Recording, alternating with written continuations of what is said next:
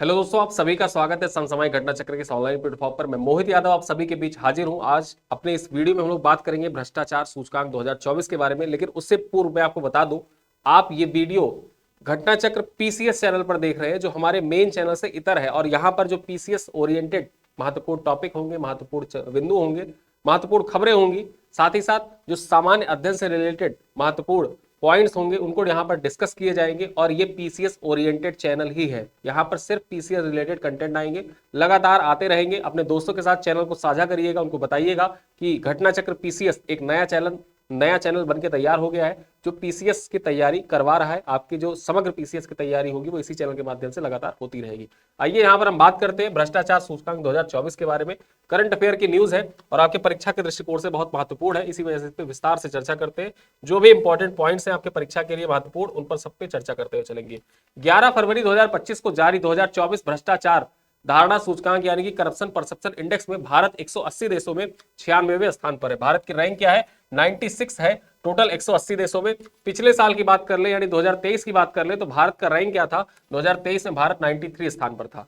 भ्रष्टाचार धारणा सूचकांक या भ्रष्टाचार जो बोध सूचकांक होता है, इसमें देखा जाए तो कथित सार्वजनिक क्षेत्र में भ्रष्टाचार स्तर के आधार पर 180 देशों को रैंक प्रदान किया जाता है। डेनमार्क जो है वो लगातार 7वीं बार सूचकांक में शीर्ष स्थान पर है। लगातार 7 बार से डेनमार्क जो है ये शीर्ष स्थान पर है और उसे सबसे कम भ्रष्ट देश माना गया है।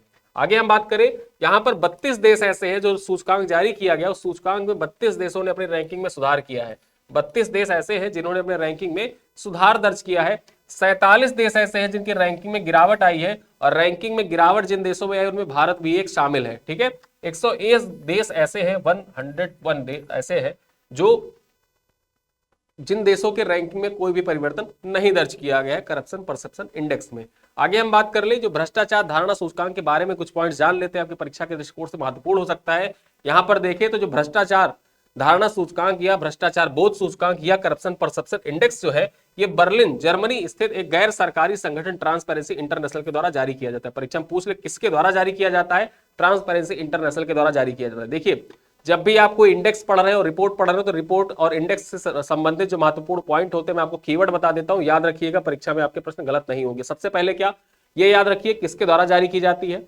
ठीक है, कौन सी संस्था जारी करती है, भारत की रैंक क्या है, शीर्ष स्थान पर कौन है, भारत का स्कोर क्या है, शीर्ष स्थान पर जो है उसका स्कोर क्या है, अंतिम स्थान पर कौन है उसका स्कोर क्या है। ये पॉइंट्स होते हैं जो प्रीलिम्स के लिए इंपॉर्टेंट होते हैं, लेकिन इससे इतर अगर एडवांस लेवल पर कुछ पूछ लेते हैं उसी के लिए वीडियो आया है, ताकि आपको पूरी डिटेल में जो जानकारी चाहिए एग्जीक्यूटिव समरी से उठा के आपको दे दी जाए। ठीक है, अब यहां बात करें तो पहला सूचकांक जो जारी किया गया था 1995 में जारी किया गया था। करप्शन परसेप्शन इंडेक्स का पहला सूचकांक 1995 में जारी किया गया था ट्रांसपेरेंसी इंटरनेशनल के द्वारा। तब से लेकर अब तक यह सूचकांक हर साल जारी किया जाता रहा है। और यहां पर देखा जाए तो यह किसी देश में भ्रष्टाचार के वास्तविक स्तर को नहीं दर्शाता। जो सूचकांक है यह भ्रष्टाचार का वास्तविक स्तर क्या है उसको नहीं दर्शाता है। इस सूचकांक में दर्शाया क्या जाता है कि किसी देश का जो सार्वजनिक क्षेत्र है, सार्वजनिक क्षेत्र के भीतर, ठीक है, जो भ्रष्टाचार का धारणा है उसका प्रतिनिधित्व करती है यह सूचकांक।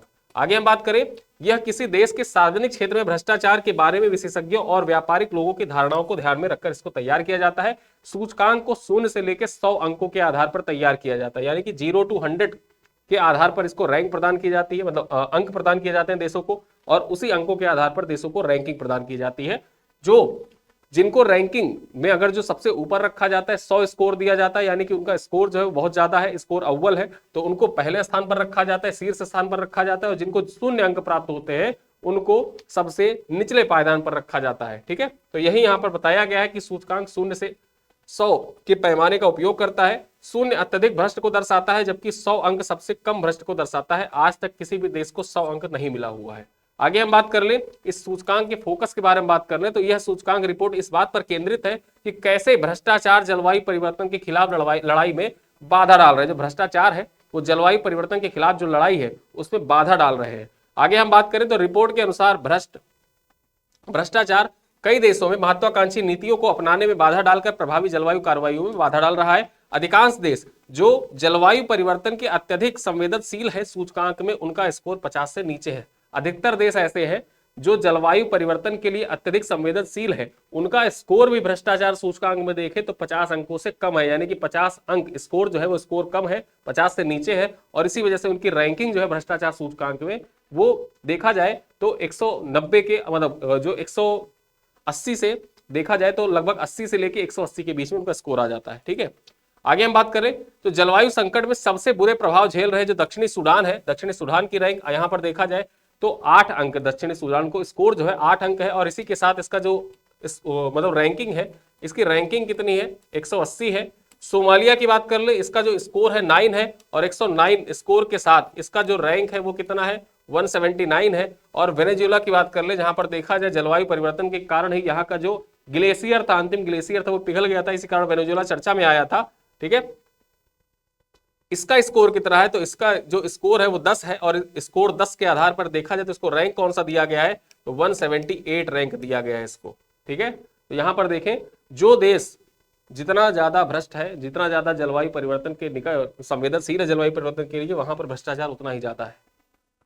आगे हम बात करें, ये जो 2024 करप्शन परसेप्शन इंडेक्स है, इसके मुख्य विशेषताओं को देख लेते हैं तो विश्व की लगभग 85% जनसंख्या, लगभग 6.8 अरब जनसंख्या जो है वो 50 से कम अंकों वाले देशों में रहती है।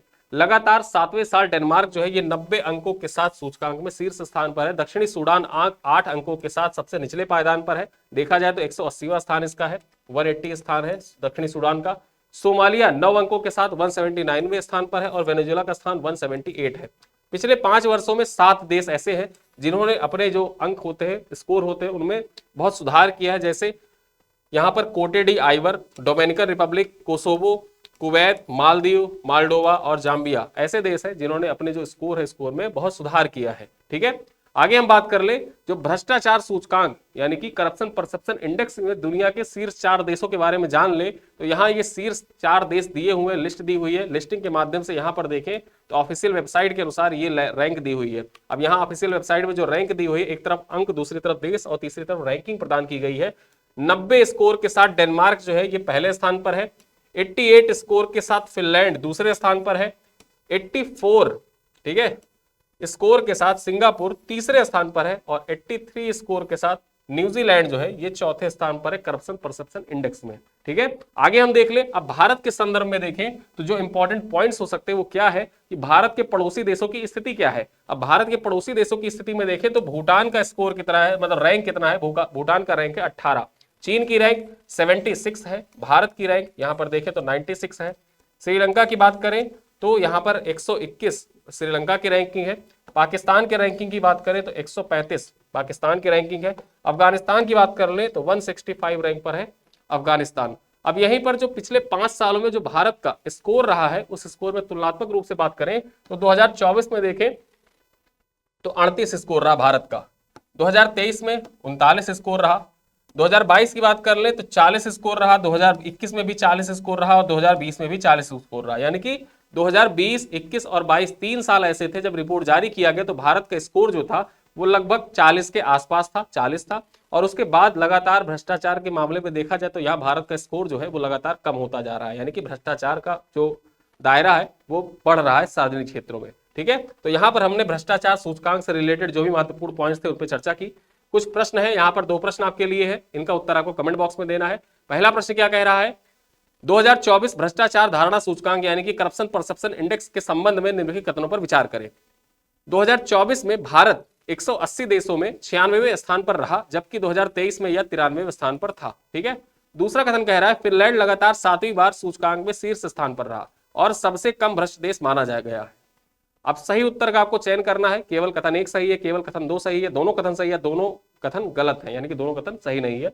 दूसरा प्रश्न क्या कह रहा है, निम्नलिखित में से निम्नलिखित कथनों को पढ़कर सही विकल्प चुने। पढ़िए दोनों कथनों को, सही विकल्प को चुनना है। देखिए, डेनमार्क 90 अंक के साथ भ्रष्टाचार धारणा सूचकांक में शीर्ष स्थान पर है।